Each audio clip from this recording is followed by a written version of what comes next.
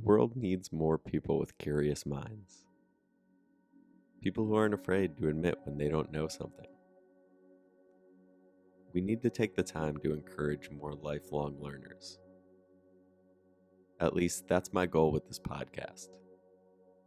I think the future is at stake. But at the same time, I do believe that a more informed population can and will move humanity forward. All we have to do is keep learning. Welcome back to the podcast, everybody. This is Nick Learns Everything. We're back. If you're new to the podcast, it's essentially me sharing a lot of new things that I learn. And I like to use the podcast to just as I learn something new, kind of explore it more and more, do my own research, and then share it with you through the podcast. They say teaching is a great way to learn something new, and I've found that many times in my life. And I think this podcast gives me a chance to do that, and it's been really awesome to do so far. I hope everybody listening really enjoys it. But we're back, we're rolling, and let's just go ahead and jump into it today. So, I recently learned that nearly 70% of the US GDP is made up of consumer spending. Basically, what that means is 70% of our economy is based on us just buying shit. And I know it's more complicated than that, but that's sort of the most basic sort of me just on here talking version of what we're going to be talking about today that I can give you. Now, I know a lot of you are probably familiar with economic terms like GDP and consumer spending, but I want to take a quick second to dive a little deeper than obviously that very basic bitch version of what I just said that 70% number is, because it's important that we have a little bit of framing moving forward. So I want to give an actual definition to some of these terms. So let's start with GDP. According to Investopedia, GDP is defined as gross domestic product is the total monetary or market value of all the finished goods and services produced within a country's borders in a specific time period. As a broad measure of overall domestic production, it functions as a comprehensive scorecard of a given country's economic health. If you want to keep things really simple, you can basically just say that US GDP is how much the United States is worth. That's kind of a really, really simple way to look at it. It's basically the culmination of all the shit that we make and all of the services that we provide. And it's typically measured every year. So you can kind of see where the US GDP was each year of our existence. And you can kind of see where it matches up to other countries every year, but that's typically how they measure it. So now that we've got that covered, before we really move on, I want to also touch on consumer spending because, like I said, we started this with I learned that 70% of the US GDP comes from consumer spending.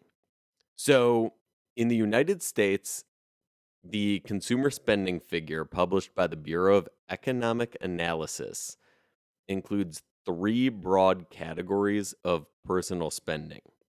The first category is durable goods. So that's motor vehicles and parts, furnishings, and durable household equipment, recreational goods and vehicles, and other durable goods. So that kind of gives you some examples of that. Non durable goods are food and beverages purchased for off premise consumption. So that'd be like a grocery store type stuff. Clothing and footwear, gasoline, and other energy goods, and also non durable goods. And then the third category is services. So that includes housing and utilities, healthcare, transportation services, recreation services, food services and accommodations, financial services, and insurance and other services.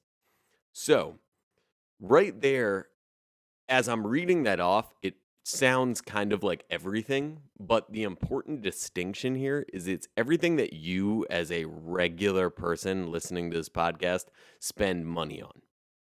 That stuff makes up 70% of our GDP. And that 70% is a very important number because it's a large majority. It's actually huge if you think about it.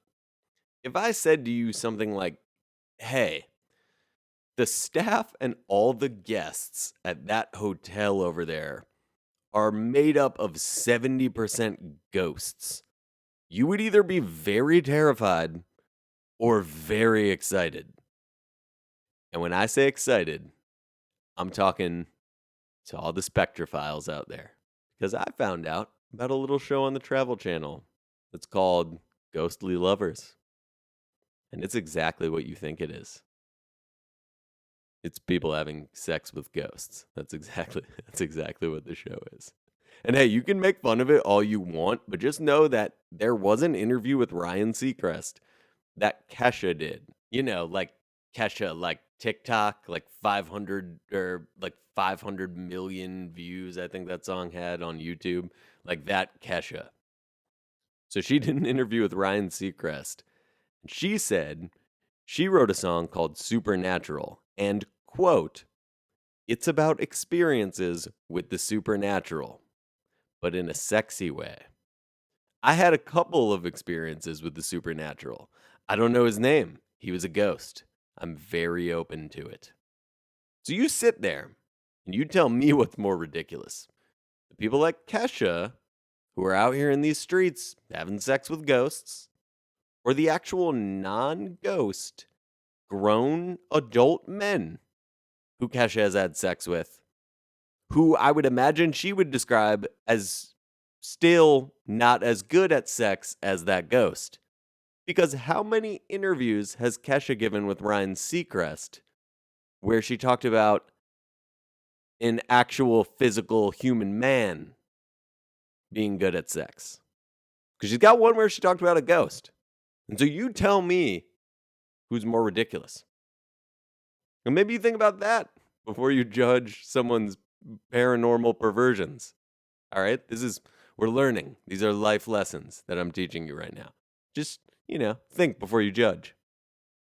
Anyway, look, my point is, if there's a hotel that's comprised of 70% ghosts, regardless of whether or not that scares or excites you, you probably have the same reasoning for whatever way you feel. And that reasoning is basically this whole hotel is ghosts. Because 70% is a massive majority. And that's honestly why you would either love it or hate it. Because 70% in any context is a very overwhelming majority. 70% of US GDP being comprised of consumer spending means consumer spending is the overwhelming majority of what makes up our GDP. And that's just really fascinating. I find that really fascinating that I learned that. When I learned it, it makes sense when you say it, but it feels like the economy at times is this thing that we aren't really, like, nobody really understands, right? It's like one of those things where it's like, it's for the experts. Like, everybody listens to the experts. People like to posture and try to pretend that they kind of know what's going on, but like at the end of the day, it's supposed to be one of these things that feels very confusing. But it's like when 70% of what the United States is worth is just us buying shit, it does sort of help simplify things. And I think it also helps people understand how powerful we are, because our actions and where we spend our dollars is making up the majority of what's going on here. And that's just a very important thing to remember. So now that we've covered what exactly that 70% stat means, let's sort of turn now to why it's important to be aware of that stat, especially during the COVID era. So if you look leading up to the stock market crash that caused the Great Depression in 1929, U.S. consumer spending at that time made up 75% of our country's GDP. And according to the Federal Reserve, that percentage actually fell to 50% during World War II, and it's been steadily climbing ever since. And what this means is that our current consumer spending holds more weight relative to our GDP than it has in almost 100 years. Now, here's where COVID comes into play. With consumer spending dominating such a large percentage of the economy, the impact of COVID on everyday Americans and their spending behavior, it's proven to be massively detrimental to the economy in a way that frankly can only be solved by an increase in consumer spending. So there's a consulting company that's one of the largest in the world that's called McKinsey. And they conducted a survey in October that showed 5 fundamental shifts to consumer behavior during COVID. So the first one is a shift to essentials and value. Basically, people are kind of tightening up, right? They're more focused on just what do we need, a lot less wants going on. They've also moved a lot more digital. A lot. They're primarily things are being purchased on the internet, so that's where you see Amazon coming into play even more. That's where you see Amazon and Jeff Bezos. His net worth has grown like some sort of insane amount during COVID. It's because of that shift. The third shift is they call a shock to loyalty, which is basically like when you go to the grocery store, you have certain brands that you like, but uh, when the economy starts to go into a recession, people also tighten up in that area. So they aren't as willing to buy a brand name thing as they are just buy the generic version of it because it's cheaper. The fourth shift is what they call the homebody economy, which is basically the idea of like nobody's going to the movie theaters anymore, restaurants, things like that. Everybody's staying home. So those businesses that you have to go to are impacted.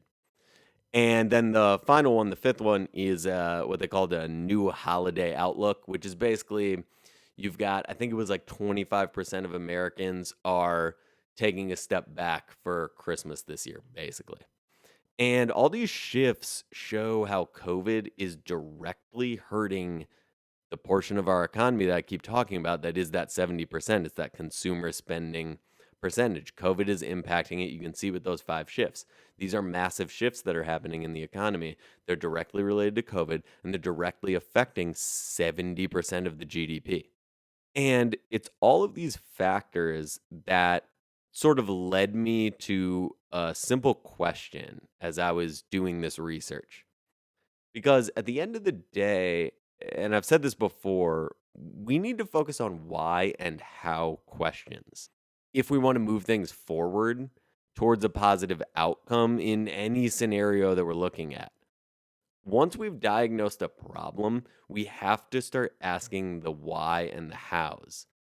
Now, to be honest, we've already covered a lot of whys, I think, so far in this podcast. So let's take a second to ask the question of how do we use this information to form a plan that helps drive consumer spending moving forward?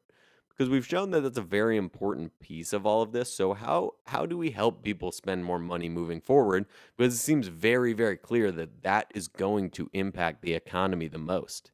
We see how important the impact of consumer spending is on the economy. So the question really needs to pertain to how do we supercharge consumer spending? And realistically, that should help to supercharge the economy.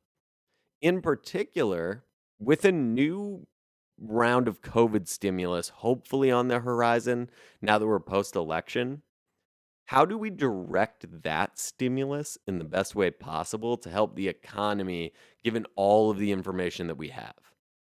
Basically, where do we spend that money? The stimulus is going to happen. Where do we spend it though?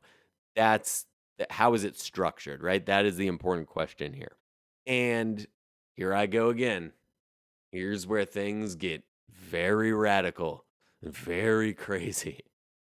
Why don't we just give the stimulus exclusively to the people of the United States and the small businesses of this country rather than to giant corporations who got the first one? And we're going to get into that in a second.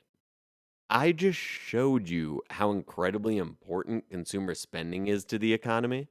So, my argument is let's look at the easiest way to increase consumer spending because it's clearly going to be the most impactful use of the stimulus.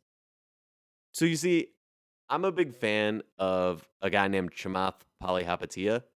He's a billionaire. He's one of these guys who speaks very bluntly whenever he's interviewed, and he does a lot of media stuff. So you can find if you look him up on YouTube, you can find a lot of different interviews he's done and talks he's given. But anyway, he was recently on CNBC, and he said, "quote If you really believe in trickle down economics, then let's actually see how trickle down economics would work." Give money into the hands of ordinary Americans. What I guarantee you they will do is they will spend. And he goes on to say that's the best way to implement trickle down economics in the next 10 to 20 years. Focus on people, give capital to them, let them spend. The businesses that understand how to give a great customer experience will win. And then the money flows through the companies and then it will eventually flow into shareholders' pockets. And that is a much better way to run the economy, knowing what we know. And I think the key phrase there is knowing what we know. 70% of the economy is consumer spending driven. We've already covered that. Large corporations have honestly proven to be poor allocators of capital. I don't want to spend time on this right now, but you can go back and look at the 2008 financial crisis and see that the amount of bonuses they give to people in stock buybacks that then fucked us later on. Like you can see that clearly. Large corporations are not good allocators of capital. They want you to think they are not. It's proven. Large corporations, for the most part, have been proven to be corrupt and selfish and top heavy. Meanwhile, small businesses, on the other hand, in this country, they know how to allocate capital because they have to do it every day. And additionally, Americans have proven to contribute overwhelmingly to the portion of the economy that I'm talking about. And that's that 70% that is consumer spending. And during these COVID times, particularly when they were given stimulus. And seriously, I want all of you who are listening to really focus on what I'm saying here. Too many people are worried about the meaningless partisan fight about which political party is holding up the stimulus. Focusing on that is useless. The delay in getting a deal done for stimulus will not matter when the government greenlights more stimulus and sends a giant chunk of it to these huge companies again. The issue is where we're spending the money, not when, not how much. It's happening either way. It's gonna happen. I don't know. How much I cannot tell you exactly. What we can all agree on though is there is going to be more COVID stimulus. And what percentage of that is coming to us as Americans rather than corporations? In the first stimulus package, that was the CARES Act that we've all heard of a million times.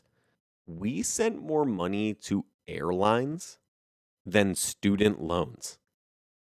And people just somehow accepted that because of a talking point that said, well, we can't let the airlines fail. As if not sending the airlines $50 billion was going to somehow mean that we wouldn't have planes anymore. You couldn't go visit your grandma in Texas anymore. That was never going to happen. They freaked everyone out when they're talking about if we don't give these airlines all this money, everyone will get laid off. It will be chaos. There won't be planes. In fact, what would happen is another airline that probably has a better relationship with a bank would just buy one of the airlines that was failing. The better run airlines would succeed. And at the end of the day, a company that was looking to possibly get into that industry, because we have a lot of companies like that that exist. Let's be honest. There are companies that are in a ton of industries. We can get into monopolies and antitrust law. But right now, let's focus on the fact that that does exist. One of them would have bought one of these companies.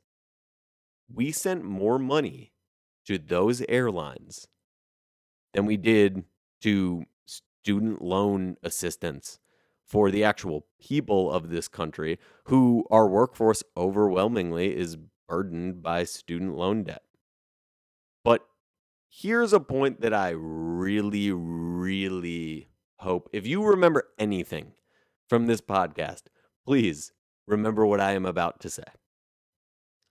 Through the first stimulus package that we had in this country, the CARES Act, we sent more money to corporations than hospitals, veterans healthcare, stockpiled equipment, drug access, child nutrition, food banks, kindergarten through 12th grade schools, family programs, student loans, and extra unemployment benefits combined.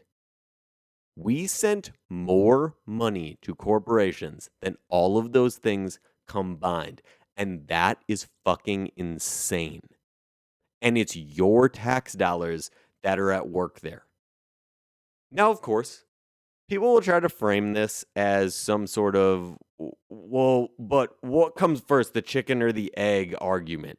And they'll say something like, but Nick, the companies who are providing the goods and services for consumers to spend that money on, they need the money to be able to provide those goods and services for people to be able to buy in the first place.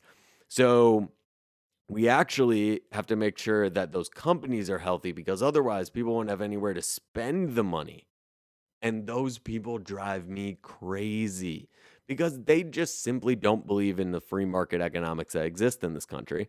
And I kind of feel bad, because I think a lot of people that have that viewpoint view capitalism through the lens of the big corporations that they've worked for their entire career. And oftentimes it's the people that make that argument are those people that are these lifelong large corporation employees. They see the health of large corporations as being coupled with the health of the economy as a whole. And the reality in the United States is that the Census Bureau reports that 47% of the US workforce comes from small business. It's practically a 50-50 split. Half the people in this country work for a small business. And so I just think it's unfortunate that I think there's a lot of people that have a biased viewpoint when it comes to this, because they're just on that one half that is part of the corporate America structure. And you have an entire other half of the country who is part of the small businesses. And because those large corporations have so much money and they have so much lobbying power, I think that sometimes it gives the people that are involved in that structure as sort of, maybe like middle management type people. They they are constantly being fed the idea that the corporations are a lot more powerful and a lot bigger than they actually are when it comes to the workforce.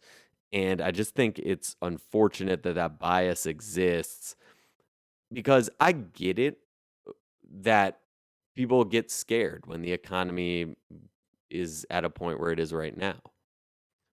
But I think the large corporations in this country are holding us hostage during COVID, because they'll say things like, if you don't give us this stimulus, then we have to lay everybody off. And then it's just Armageddon. And I get that when they say that, that is scary. I do. I do. I get that that is scary. And I think because of that, most of us don't argue when the government pours stimulus into the giant corporations, because we're afraid everyone's going to get laid off. But you know who else it's scary for? The other half of America whose small businesses aren't getting that money and whose businesses are closing, and they're just as laid off as anybody else.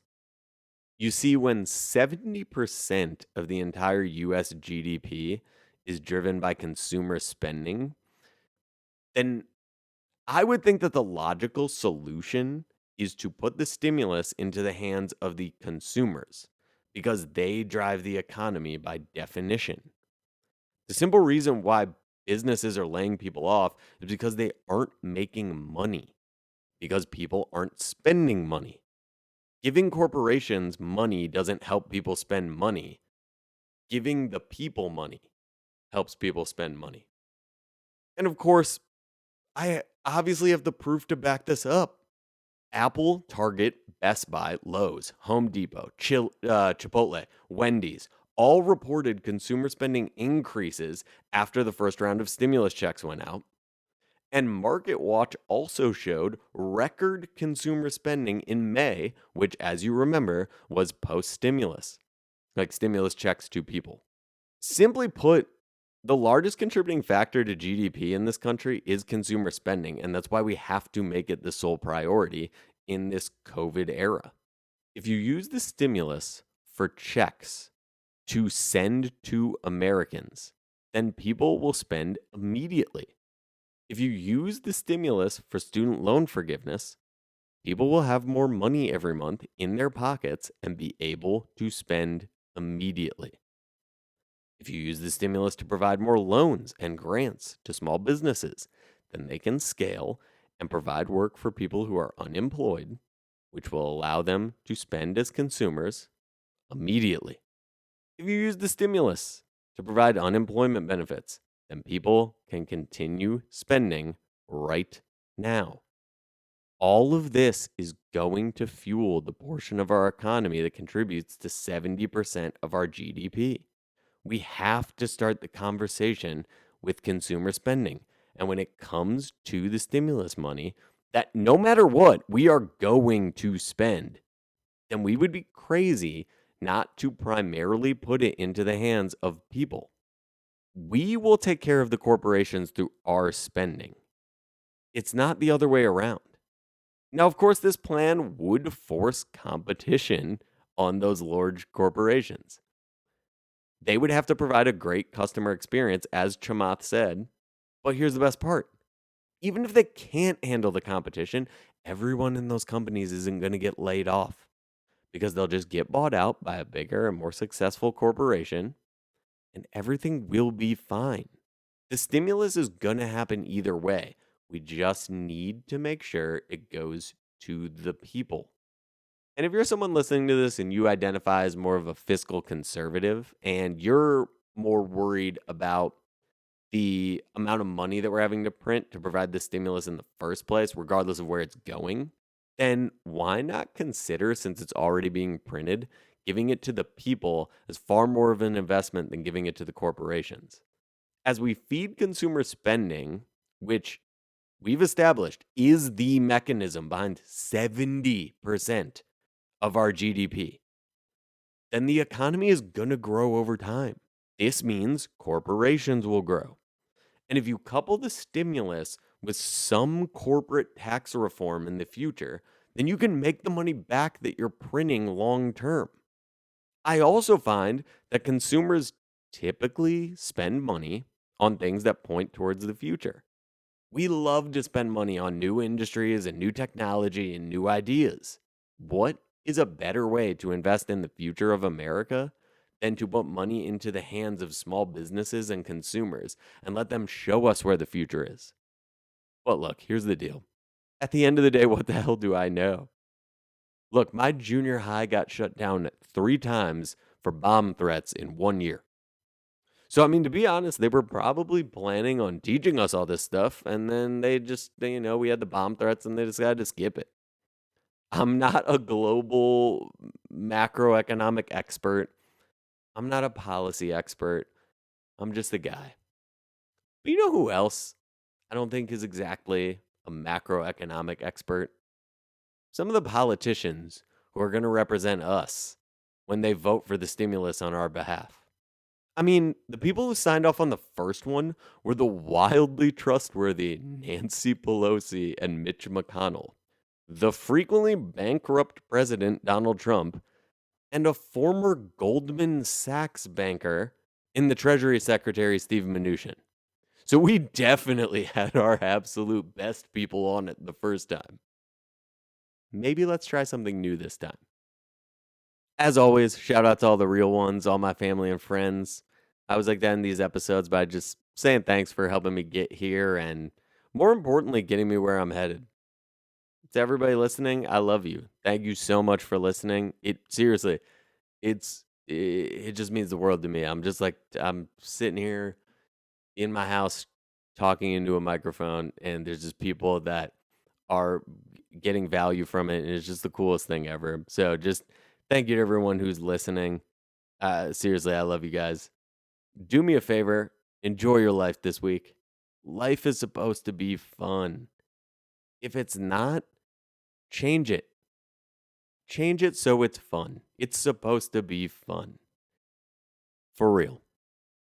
Anyway, I'll see you guys next time. Until then, keep learning new things, adopt more dogs, and honestly, if you got a little crush on a ghost, go ahead and tell him.